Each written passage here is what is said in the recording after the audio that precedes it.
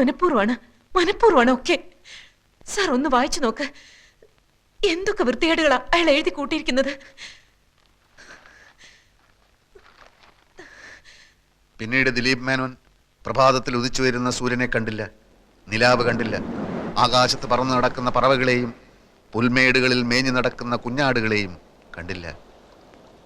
പ്രണയമെന്ന ചതിക്കുഴിയിൽ തന്നെ വീഴ്ത്തിയ ആ വഞ്ചകിയുടെ പുഞ്ചിരി മാത്രമായി എപ്പോഴും മനസ്സിൽ. നഗരത്തിലെ പാർക്കുകളിൽ, കടലോരങ്ങളിൽ അവരുടെ രാവുകളും പകലുകളും പ്രണയാതുരമായി തുടിച്ചുകൊണ്ടിരിക്കവേ ഒരു സായാഹ്നത്തിൽ എങ്ങു നിന്നോ തീഷ്ണമായ ആ രണ്ട് കണ്ണുകൾ അവരിൽ വന്ന് പതിച്ചു. തുടരും. അതേത് തീഷ്ണ കണ്ണുകൾ? അതാണ് സസ്പെൻസ്. ഇപ്പൊ താൻ ആകാംക്ഷയോട് ചോദിച്ചില്ലേ, അതാണ് തുടർക്കഥയുടെ ടെക്നിക്ക്. വായനക്കാരെ അടുത്ത ലക്കം വരെ മുൾമുനയിൽ നിർത്തുക.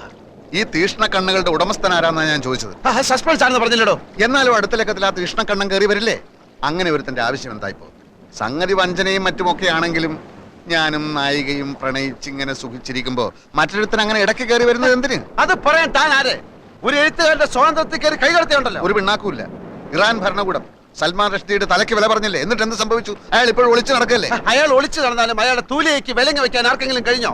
ഇനി ഞാനൊരു സത്യം പറയാം, തഞ്ഞിട്ടത് താനല്ല ഈ കഥയിലെ യഥാർത്ഥ നായകൻ. ഈ വരുന്ന തീഷ്ണ കണ്ണുള്ളവൻ അയാളാ ശരിക്കുള്ള നായകൻ. അയാൾ അതിപ്രശസ്തനായ ഒരു സാഹിത്യകാരനും ഒരു നോവലിസ്റ്റും കൂടാണ്. ഓ, മനസ്സിലായി. ഈ വരുന്ന നോവലിസ്റ്റിന്റെ പേര് സാഗർ കോട്ടപ്പുറം എന്നായിരിക്കും അല്ലേ?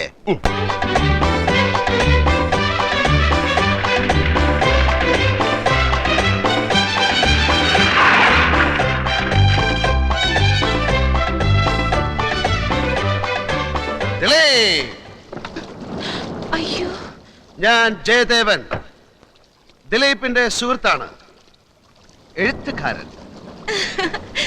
അറിയാം, ഫോട്ടോ കണ്ടിട്ടുണ്ട്, വായിച്ചിട്ടുണ്ട് ഒരുപാട്. അനിത എന്നാണ് പേര് അല്ലേ? അയ്യോ, എന്റെ പേരെങ്ങനെ അറിഞ്ഞു? ഒരു എഴുത്തുകാരൻ എല്ലാം അറിഞ്ഞിരിക്കും. ഞാനിപ്പോ വന്നത് എനിക്ക് അനിതയോട് മാത്രമായി ചില കാര്യങ്ങൾ സംസാരിക്കാൻ.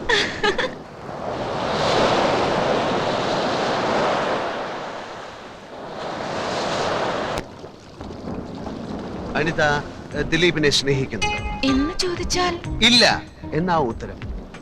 നോക്കൂ, അവനൊരു പാവമാണ്. ക്യാൻസർ ബാധിച്ച് മരണം കാത്തു കഴിയുന്ന ഒരമ്മ, കണ്ണിന് കാഴ്ചയില്ലാത്ത ഒരു അനുജൻ, കെട്ടിക്കാൻ പ്രായമായ 5 അനുജത്തിമാർ.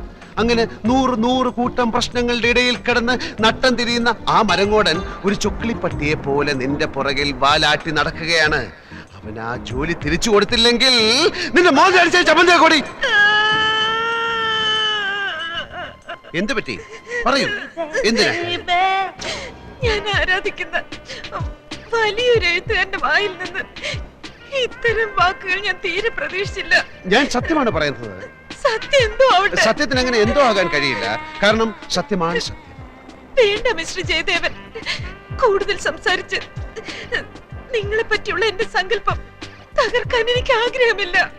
നിൽക്കൂ, എന്ത് തന്നെയായാലും അവനെ ജോലിയിൽ പ്രവേശിപ്പിച്ച് ഞാൻ ഈ ടൗണിൽ നിന്ന്. അനിതേ, എന്തുണ്ടായി? നീ എന്താണ് അനിതയോട് പറഞ്ഞത്? അനിത, ഞാൻ പറയുന്നത് അനുസരിക്കുന്നതാണ് നിനക്ക് നല്ലത്. എന്തുണ്ടായി എന്നാ ചോദിച്ചത്? നീ പോടാ പിണ്ണാക്കുമാടാ. ജയദേവ. അതേടാ, ജയദേവൻ തന്നെ. നിനക്ക് നിന്നെ പറ്റി വിചാരമില്ലെങ്കിലും എനിക്ക് നിന്നെ പറ്റി വിചാരമുണ്ട്, മനസ്സിലായോ? ഇതുകൊണ്ട് തന്നെ ഞാൻ പറഞ്ഞത് ഈ മൈഗുണൻ സാഹിത്യകാരൻ ഈ കഥയിൽ ആവശ്യമില്ലെന്ന്. പിണ്ണാക്കുമാടൻ അല്ലേ? ദിലീപ് മേനോനായിട്ട് എന്റെ ചിത്രമാണ് വാരികയിൽ വരച്ചിരിക്കുന്നത്. അതുകൊണ്ട് തന്നെ താൻ കയറി വന്ന് എന്നെ അപമാനിക്കുന്ന രീതിയിൽ സംസാരിക്കുന്നത് എനിക്ക് ഇഷ്ടമല്ല. തനിക്ക് ഇഷ്ടമാണെങ്കിൽ താൻ തന്നെ പാടുവെക്കപ്പെടോ. ദിലീപ് മേനോനെ സൃഷ്ടിച്ചത് ഞാനാണെങ്കിൽ അതേ മേനോനെ സംഹരിക്കാനും എനിക്കറിയാം. എന്ന് വെച്ചാൽ ദിലീപ് മേനോനെ കൊണ്ട് വയറിളക്കാനുള്ള ഒരു മരുന്ന് ഞാൻ കഴിപ്പിക്കും. എന്നിട്ട് ദിലീപ് മേനോൻ കക്കൂസി പോയി ഒരു അധ്യായത്തിൽ അങ്ങ് ചാവും. എന്ന് വെച്ചാൽ ഞാൻ അവനെ കൊല്ലും. എങ്കിൽ എത്രയും പെട്ടെന്ന് കൊല്ലടോ. ഇങ്ങനെ നട്ടലില്ലാതെ ജീവിക്കുന്നതിലും ഭേദം ഭരണമാ. പക്ഷെ താൻ എന്നെ വയറിളക്കി കൊന്നാൽ തന്റെ പേരിൽ ഞാൻ കേസ് കൊടുക്കും. എങ്കിൽ ഇപ്പൊ തന്നെ താൻ പോയി കേസ് കൊടുത്തിട്ട് വാ. പോയി കൊടുക്കണോ, പോയി കേസ് കൊടുക്കണോ. എന്നെ കൊന്ന കഥ എങ്ങനെ മുമ്പോട്ട് പോകും? മുമ്പോട്ടല്ലേ, ഞാൻ സൈഡിൽ കൂടെ കൊണ്ടുപോകും. ജയദേവൻ വിചാരിച്ചാൽ ദിലീപ് മേനോനെ തന്റെ കസേരയിൽ ഇരുത്താൻ കഴിയുമെന്ന് അറിയാവുന്ന അനിത അടുത്ത ലക്കത്തിൽ ആ ജയദേവനെ തന്നെ വളയ്ക്കാൻ ശ്രമിക്കുകയാണ്.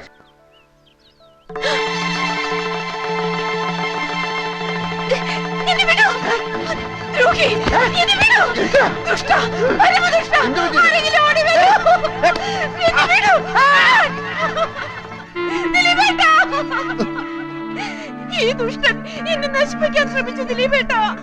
ഇല്ല, ഞാൻ നശിപ്പിക്കാൻ ശ്രമിച്ചിട്ടില്ല. വേണ്ടടാ, നിന്നെ എനിക്ക് മനസ്സിലായി. ഇതിനായിരുന്നു നീ എന്നെ തേടി വന്നത്. നിഷ്കളങ്കയായി ഈ പെൺകുട്ടിയെ ഞാൻ പറയുന്നത് കേൾക്കൂ.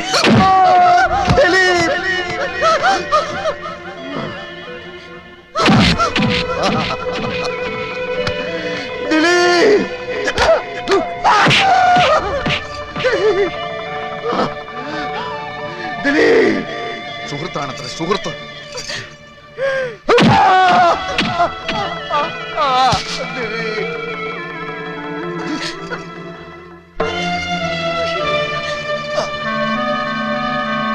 വഞ്ചകി, വഞ്ചകി, വഞ്ചകി.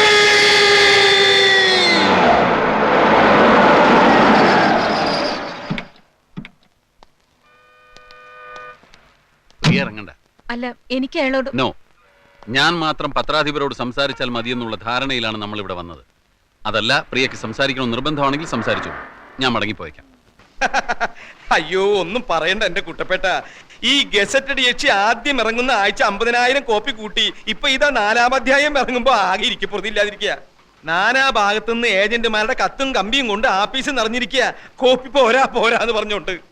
ഇങ്ങനെ പോയാ 10 ലക്ഷത്തിൽ നിൽക്കും തോന്നുന്നില്ല. ഒന്നാമത് കോട്ടപ്പുറത്തിന്റെ റേപ്പ് കേസാ ഇത്രയും ബഹളത്തിന് കാരണം. കർത്താവിന്റെ കൃപ എന്നല്ലാണ്ട് എന്താ പറയാ. ഞാൻ പിന്നെ വിളിക്കാൻ കുട്ടപ്പേട്ട. വാതിൽ തട്ടുന്നു, ഏജന്റുമാരായിരിക്കും. Yes, coming. Sir, advocate Nambiar വന്നിട്ടുണ്ട്. വരാൻ പറയേ. ആ, വരണം നമ്പ്യാർ, വരണം. ഇരിക്കണം. എന്താ ഇവിടെ കസേരയില്ലേ? ഉണ്ടല്ലോ, ഇരിക്കി. ഗസറ്റഡ് യക്ഷി എന്ന നോവലിലെ നായിക തഹസിൽദാരല്ല, മുനിസിപ്പൽ കമ്മീഷണറാണെന്ന് നിങ്ങൾ പറയുമായിരിക്കും. യഥാർത്ഥ സംഭവങ്ങളാണ് നോവലിൽ പറയുന്നതെന്ന് തെളിയിക്കാൻ ചിലപ്പോൾ എനിക്ക് കഴിഞ്ഞില്ലെന്നും വരും. പക്ഷേ റേപ്പ് കേസിലെ പ്രതിയും നോവലിസ്റ്റും ഒരാളായതുകൊണ്ട് സാമാന്യ ബുദ്ധിയുള്ള ഏതൊരു ജഡ്ജിക്കും അദ്ദേഹത്തിൻ്റെതായ നിഗമനങ്ങളിലെത്താനും നിങ്ങളുടെ ഈ സ്ഥാപനം പൂട്ടിക്കാനുള്ള തീരുമാനങ്ങൾ എടുക്കാനും കഴിഞ്ഞെന്ന് വരും. ഞാൻ താങ്കളോട് പൂർണ്ണമായി യോജിക്കുന്നു. പക്ഷേ ഇത് ഇന്ത്യ മഹാരാജ്യമായതുകൊണ്ടും എന്റെ കയ്യിൽ ആവശ്യത്തിലേറെ പണമുള്ളതുകൊണ്ടും വേണ്ടി വന്നാൽ സുപ്രീം കോടതി വരെ പോകാമെന്ന വിശ്വാസമുള്ളതുകൊണ്ടും താങ്കളുടെ ഭീഷണി ഈ മാമച്ചനോട് വേണ്ട എന്ന് പറയാൻ ഞാൻ ആഗ്രഹിക്കുന്നു. നിങ്ങളുടെ ഈ പീറ നോവലിസ്റ്റ് ഉണ്ടല്ലോ, അയാൾ ഒരു റേപ്പ് കേസിൽ ജാമ്യത്തിൽ ഇറങ്ങിയ ആളാണെന്നും ഈ കേസിലെ സ്പെഷ്യൽ പ്രോസിക്യൂട്ടറായി ഞാൻ വിചാരിച്ചാൽ പലവിധ വകുപ്പുകളിലായി അയാൾ എത്ര വർഷം വേണമെങ്കിലും അകത്താക്കാൻ സാധിക്കുമെന്നും ഓർമ്മിക്കുന്നത് നന്നായിരിക്കും. ഓർമ്മയുണ്ടല്ലോ. ഈ നോവല് പ്രസിദ്ധീകരിച്ചില്ലെങ്കിലും നിങ്ങളും നിങ്ങളുടെ ആ അലബലാതി യക്ഷിയും അതിന് ശ്രമിക്കുമെന്നറിയാലോ. അപ്പോ എന്ത് പ്രത്യാഘാതവും നേരിടാൻ ഒരുക്കമാണെന്ന് അർത്ഥം. അതെ, ഒരു കോംപ്രമൈസും ഇല്ല. കോംപ്രമൈസ് ആയിരുന്നു ഉദ്ദേശമെങ്കിലും ഭീഷണിയുടെ ഭാഷ പുറത്തെടുത്ത എന്തിനാ? ഈ മാമച്ചൻ ഒരു പേടിത്തൂറിയാണെന്ന് വിചാരിച്ചു അല്ലേ? മീൻ കച്ചവടത്തിൽ തുടങ്ങിയതാ ഞാൻ എന്റെ ജീവിതം. പിന്നീട് റബ്ബർ എസ്റ്റേറ്റ് ആയി. റബ്ബറിന് വില കുറഞ്ഞപ്പോ ഞാൻ സാഹിത്യത്തിലേക്ക് കിടന്നു. ആ എന്നോടോ? മിസ്റ്റർ, അവിവാഹിതയായ ഒരു ചെറുപ്പക്കാരി അപമാനിച്ചിട്ടല്ല നിങ്ങളുടെ വാരികയുടെ സർക്കുലേഷൻ കൂട്ടേണ്ടത്. അവിവാഹിതനായ എന്റെ നോവലിസ്റ്റിനെ കള്ളക്കേസിൽ കൊടുക്കാമെങ്കിൽ ഇങ്ങനെയും എനിക്ക് എന്റെ വാരികയുടെ സർക്കുലേഷൻ കൂട്ടാം. ഇനി ഞാനൊരു കോംപ്രമൈസ് പറയാം. കോട്ടപ്പുറത്തിന്റെ പേരിലുള്ള റേപ്പ് കേസ് പിൻവലിച്ചിട്ട് ഇങ്ങോട്ട് വരൂ. ഗസറ്റഡ് യക്ഷിയുടെ പ്രസിദ്ധീകരണം നിർത്തുന്ന കാര്യം അപ്പൊ ആലോചിക്കാം. ഇല്ല, ഇനിയിപ്പോ ഒന്നും നോക്കാനില്ല. ആ സ്കൗണ്ടറലിന് മാക്സിമം ശിക്ഷ വാങ്ങിച്ചു കൊടുക്കുക. എന്നിട്ട് ജയിലിനകത്തിട്ട് അവന് എഴുതുന്ന കൈയുണ്ടല്ലോ, പോലീസുകാർക്ക് കാശ് കൊടുത്ത് ആ കൈ തല്ലി ചതക്കുക. നാട്ടുകാരുടെ മുമ്പിൽ വിഴുപ്പലക്കണ്ടല്ലോ എന്ന് ഓർത്താ കോടതിക്ക് പുറത്തു വെച്ച് തീരുന്നെങ്കിൽ തീർന്നോട്ടെ എന്ന് കരുതിയത്. ഇപ്പൊ എനിക്ക് മനസ്സിലായി, ഈ വൃത്തികെട്ടവന്മാരെ വെറുതെ വിട്ടാൽ സമൂഹത്തിന് തന്നെ അത് വലിയ ദോഷം ചെയ്യും. പ്രിയ പറഞ്ഞതാ ശരി. ഇനി ഒന്നും ആലോചിക്കാനില്ല, ഒക്കെ ഇനി കോടതിയിൽ. Your Honor, you have already allowed petition 315 CRPC. So let me examine the accused number 1 and 2 as witnesses. Yes, you may proceed.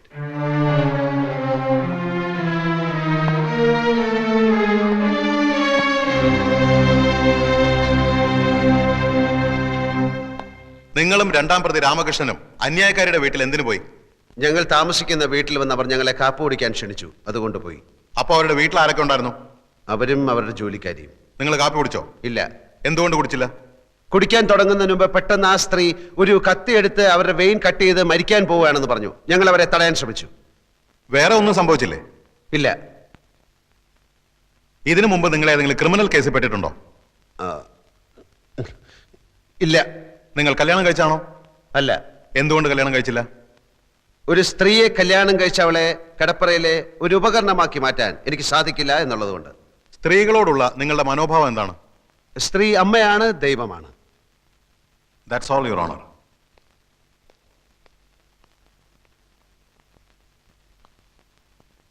ദൈവത്തെ അപമാനിക്കലാണോ നിങ്ങളുടെ ജോലി? എന്റെ ജോലി കഥ എഴുത്താണ്.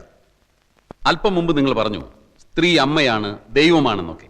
അങ്ങനെ പറഞ്ഞ നിങ്ങൾ ഗസറ്റ് ഡിയക്ഷി എന്ന ആഭാസകരമായ ഒരു നോവൽ എഴുതി സ്ത്രീ വർഗത്തെ തന്നെ അപമാനിക്കാൻ ശ്രമിക്കുകയാണെന്ന് ഞാൻ പറഞ്ഞാൽ നിഷേധിക്കാൻ പറ്റുമോ? നോവലല്ല, ജീവിതം. ഓഹോ, സ്ത്രീയെക്കുറിച്ചുള്ള നിങ്ങളുടെ കാഴ്ചപ്പാടല്ലേ ആ നോവലിൽ എഴുതിയിരിക്കുന്നത്? അല്ല, ഈ ലോകത്ത് നല്ല സ്ത്രീകളും ചീത്ത സ്ത്രീകളുമുണ്ട്. നല്ല സ്ത്രീകളെ നായികമാരാക്കി ഞാൻ ധാരാളം നോവലുകൾ എഴുതിയിട്ടുണ്ട്. പക്ഷെ ഗസറ്റ് രക്ഷയിലെ നായിക ഒരു വൃത്തികെട്ട സ്ത്രീയാണ് എന്ന് മാത്രം. അന്യായക്കാരിയോടുള്ള പക തീർക്കാനല്ലേ നിങ്ങൾ ആ നോവൽ എഴുതിയത്? കാശിന് വേണ്ടിയാണ് ഞാൻ നോവൽ എഴുതുന്നത്. ഗസറ്റ് രക്ഷയിലെ നായികയുടെ ചിത്രത്തിന് അന്യായക്കാരിയുടെ മുഖം എങ്ങനെ വന്നു? അത് ചിത്രം വരച്ച ആളോട് ചോദിക്കണം. നിങ്ങൾ മദ്യപിക്കാറുണ്ടോ? ആ, അത്യാവശ്യം. ഇതുവരെ ഒരു കേസിലും പ്രതിയായിട്ടില്ല എന്ന് നിങ്ങൾ പറഞ്ഞു. മദ്യപിച്ച് അന്യായക്കാരിയുടെ വീട്ടിൽ കയറിയതിന് നിങ്ങളെ പോലീസ് അറസ്റ്റ് ചെയ്തിട്ടില്ലേ? രണ്ടാം പ്രതി രാമകൃഷ്ണന്റെ വീടാണെന്ന് കരുതിയാണ് ഞാൻ ആ വീട്ടിൽ കയറിയത്. എന്ത് കരുതി എന്നുള്ളതല്ല, നിങ്ങളെ പോലീസ് അറസ്റ്റ് ചെയ്തോ ഇല്ലയോ? പോലീസ് അറസ്റ്റ് ചെയ്തില്ല, എന്നെ കൂട്ടിക്കൊണ്ടുപോയി. SI ക്ക് സത്യം ബോധ്യമായപ്പോ എന്നെ വെറുതെ വിട്ടു. ഈ സ്ത്രീകൾ തനിച്ച് താമസിക്കുന്ന വീട്ടിൽ കയറി ബ്രേക്ക്ഫാസ്റ്റ് കഴിക്കലാണോ നിങ്ങളുടെ ജോലി? ബ്രേക്ക്ഫാസ്റ്റ് കഴിക്കാൻ തോന്നുമ്പോൾ ആ വീട്ടിൽ സ്ത്രീകൾ തനിച്ചാണോ സംഘം ചേർന്നാണോ താമസിക്കുന്നത് എന്ന് ഞാൻ നോക്കാറില്ല. ഏത് സ്ത്രീ വിളിച്ചാലും നിങ്ങൾ ബ്രേക്ക്ഫാസ്റ്റ് കഴിക്കാൻ പോവോ? ബ്രേക്ക്ഫാസ്റ്റ് മാത്രമല്ല, ലഞ്ചും സപ്പറും ഒക്കെ കഴിക്കാൻ പോകും. വർഷങ്ങളായി മനസ്സിൽ കൊണ്ടു നടന്ന അന്യായക്കാരിയോടുള്ള പക തീർക്കാൻ വേണ്ടിയാണ് നിങ്ങൾ അവരെ മാനഭംഗം ചെയ്യാൻ ശ്രമിച്ചതെന്ന് ഞാൻ പറഞ്ഞാൽ നിഷേധിക്കാൻ കഴിയൂ? കഴിയും. ഞാൻ ഈ സ്ത്രീയെ ആദ്യമായി കാണുന്നത് തന്നെ ഏതാനും ദിവസങ്ങൾക്ക് മുൻപാണ്. ഓഹോ, സ്ത്രീയെ കിടപ്പറയിൽ വെറും ഒരു ഉപകരണമാക്കി മാറ്റാൻ സാധിക്കാത്തതുകൊണ്ടാണ് നിങ്ങൾ കല്യാണം കഴിക്കാത്തതെന്ന് ഇവിടെ പറഞ്ഞു. അതെ. നിങ്ങളുടെ അച്ഛന്റെ പേര് കൃഷ്ണമേനോൻ. അതെ. അമ്മ ലക്ഷ്മിക്കുട്ടി അമ്മ. അതെ.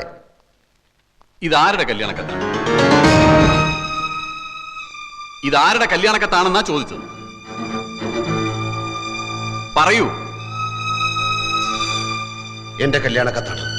എന്ന് വെച്ചാൽ സ്ത്രീയെ കിടപ്പറയിലെ ഉപകരണമാക്കി മാറ്റാൻ ഇഷ്ടമില്ലാത്ത നിങ്ങളുടെ വിവാഹ ക്ഷണപത്രം. നിങ്ങളുടെ ഭാര്യ ഇപ്പൊ എവിടെ?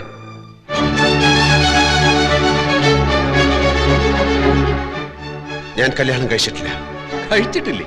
അപ്പൊ കല്യാണം കഴിക്കാതെ ചുമ്മാ കല്യാണക്കത്തടിച്ച് വിതരണം ചെയ്യലാണോ നിങ്ങളുടെ ഹോബി? മറുപടി പറയൂ. അന്ന് അങ്ങനെ സംഭവിച്ചു. എന്താണ് സംഭവിച്ചതെന്ന് ഞാൻ പറയാം. കല്യാണം ഉറപ്പിച്ചു, കല്യാണക്കത്തടിച്ചു, ആളുകളെ ക്ഷണിച്ചു. കല്യാണ തീയതി അടുത്തപ്പോഴാണ് വധു അറിയുന്നത് നിങ്ങൾ ഒരു ആഭാസനാണ്. അങ്ങനെ ആ പെൺകുട്ടി കല്യാണത്തിന് വിസമ്മതിച്ചു. അതല്ലേ സത്യം? അല്ല. ആണെന്ന് ഞാൻ പറയുന്നു. അന്നു മുതൽ ആ പെൺകുട്ടിയോട് നിങ്ങൾക്ക് തീർത്താൽ തീരാത്ത പകയായി. അന്നത്തെ ആ പെൺകുട്ടിയാണ് ഈ കേസിൽ അന്യായക്കാരി പ്രിയദർശിനി എന്ന് ഞാൻ പറഞ്ഞാൽ നിങ്ങൾക്ക് നിഷേധിക്കാൻ കഴിയും?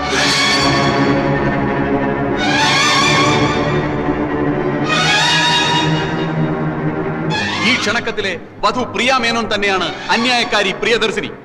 വരൻ വിദ്യാസാഗർ തന്നെയാണ് ഇപ്പോഴത്തെ ഈ novelist Sagar Kottappuram. Your honour, അന്ന് തന്നെ നിഷേധിച്ച പെൺകുട്ടിയോടുള്ള മുൻ വൈരാഗ്യം തീർക്കാൻ വർഷങ്ങളായി അവസരം തേടി നടന്ന പ്രതി ഒടുവിൽ ഈ കിട്ടിയ സന്ദർഭം ഇവിടെ ഉപയോഗപ്പെടുത്തുകയായിരുന്നു എന്നുള്ളതാണ് സത്യം. That's all, your owner.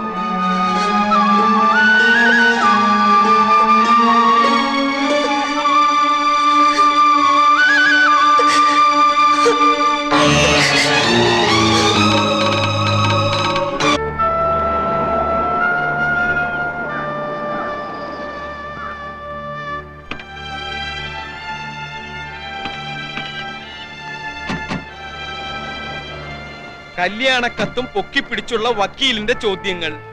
അന്തം വിടുന്ന നായകൻ ഒരു വശത്ത്, ഞെട്ടിത്തരിക്കുന്ന നായിക മറുവശത്ത്. ഈ കോടതി രംഗം അതേപടി ഒരു അധ്യായമാക്കാം.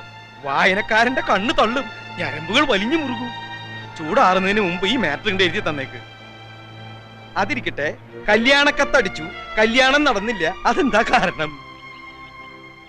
അത് പോട്ടെ. 5-6 വർഷത്തിനിടയിൽ വീണ്ടും കണ്ടുമുട്ടിയപ്പോൾ നായകൻ നായികയെ തിരിച്ചറിഞ്ഞില്ല, നായിക നായകനെയും തിരിച്ചറിഞ്ഞില്ല. ഈ സിനിമയിലും നോവലിലും ഒക്കെ പഴയ കാലം മറന്നു പോണ ഒരു രോഗമുണ്ടല്ലോ. എന്താ അതിന്റെ പേര്? അമ്ലേഷ്യം അല്ലേ?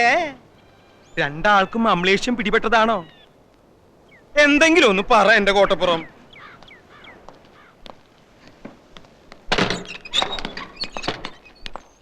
ഇപ്പൊ തന്നെ എഴുതി തന്നാ ഇപ്പൊ തന്നെ കമ്പോസിങ്ങിന് കൊടുക്കാം. നായകനും നായികയ്ക്കും അമ്ലേഷ്യം വേണ്ട, വായനക്കാര് വിശ്വസിക്കില്ല. ഒരാൾക്ക് മതി അമ്ലേഷ്യം. ഗസറ്റഡ് എച്ചി അധ്യായം 6 അമ്ലേഷ്യം എന്ന ടൈറ്റിലും കൊടുക്കാം. കഴിഞ്ഞ ലക്കത്ത് കഥ എവിടെയാ നിൽക്കുന്നതെന്ന് അറിയോ? എവിടെ നിർത്തിയിരിക്കണേ? ആ അതറിയാതെ ചുമ്മാ അമലേഷ്യം അമലേഷ്യം പുലമ്പിയിട്ട് കാര്യമില്ല. അമലേഷ്യം അങ്ങനെ ഒരു വാക്കില്ല. പിന്നെ ഈ മറവി രോഗത്തിന്റെ പേരെന്താന്ന്? അതൊന്നും അല്ല ഇവിടുത്തെ പ്രശ്നം. സാഹിത്യകാരൻ ജയദേവനെ അനിത വശത്താക്കി ദിലീപും ജയദേവനും ഈ പ്രശ്നത്തിൽ പൊരിഞ്ഞ അടി നടന്നു. ദിലീപ് മരിച്ചു, ജയദേവൻ ഒളിവിൽ പോയി. അവിടെയാ കഴിഞ്ഞ ലക്കം അവസാനിക്കുന്നത്. അടുത്ത ലക്കത്തിൽ പെട്ടെന്ന് എങ്ങനെ നായകനും നായികയും കോടതിയിലെത്തും? നായകനെ പോലീസ് പിടിക്കട്ടെ. എന്നിട്ട് നായകൻ പോലീസിനോട് പറയുന്നു നായികയുടെ പ്രേരണ മൂലമാണ് താൻ ദിലീപിനെ കൊന്നതെന്ന്. അപ്പൊ നായികയും പോലീസ് പിടിക്കും. അങ്ങനെ നായകനും നായികയും കോടതിയിൽ മുഖാമുഖം നിൽക്കും. വക്കീൽ ചോദ്യങ്ങൾ ചോദിക്കും. പെട്ടെന്നാണ് കഥയിൽ ട്വിസ്റ്റ് വരുന്നത്. അവർ പണ്ടെന്നോ കല്യാണക്കത്തടിച്ചിട്ടും കല്യാണം കഴിക്കാത്തവർ. അമ്ലേഷ്യം. എന്താ കുഴപ്പം? സാറിന്റെ അത്രയും മണ്ടന്മാരല്ല ഇവിടുത്തെ വായനക്കാര്. വായനക്കാർക്ക് അമ്ലേഷം പിടിപെട്ടാലും മതിയല്ലോ. എല്ലാം കോട്ടപ്പുറം തീരുമാനിച്ചോളൂ. പക്ഷെ എന്ത് എഴുതിയാലും വായനക്കാരന്റെ കണ്ണ് തള്ളണം, ഞരമ്പ് വലിഞ്ഞു മുറുകണം. ഒന്ന് എഴുതി തരൂന്നേ. ഒന്നിങ്ങോട്ട് വന്നേ. എന്തിനാ? അല്ല ഒന്നിങ്ങോട്ട് വരൂ. കസേര അവിടെ ഇരുന്നോട്ടെ. ആയിരുന്നോട്ടെ. വരുന്നുട്ടോ കോട്ടപ്പുറം. അമ്ലേഷ്യം. ഇയാൾ എവിടുത്തുകാരനാടോ? ചങ്ക് പൊട്ടി നിൽക്കുന്ന ഒരു മനുഷ്യനോട് ഇങ്ങനെയാണോ സംസാരിക്കുന്നത്? കോടതി രംഗം കഥയാക്കണത്രേ. കോടതിയിൽ കണ്ടത് അയാളുടെ ജീവിതമാണ്. അത് തന്റെ അളിഞ്ഞ വാരികയിൽ എഴുതാനുള്ളതല്ല. അളിഞ്ഞ വാരിക? മഞ്ചാടിയോ? എന്നെ പറഞ്ഞാൽ ഞാൻ സഹിക്കും. വാരികയെ പറ്റി പറഞ്ഞാലുണ്ടല്ലോ. ഇറങ്ങി പോടോ, ഒച്ച വെക്കാതെ. എന്നോട് ഇറങ്ങി പോവാനോ? താൻ ഇറങ്ങണോ ആദ്യം? ഞാനാ ഈ മുറിക്ക് വാടക കൊടുക്കണേ, അല്ല തന്റെ അപ്പാപ്പനെ. നമ്മൾ തമ്മിലുള്ള മുൻപരിചയമൊക്കെ ഞാൻ മറന്നുപോയി. കാരണം എനിക്ക് അമ്നേസിയാണ്.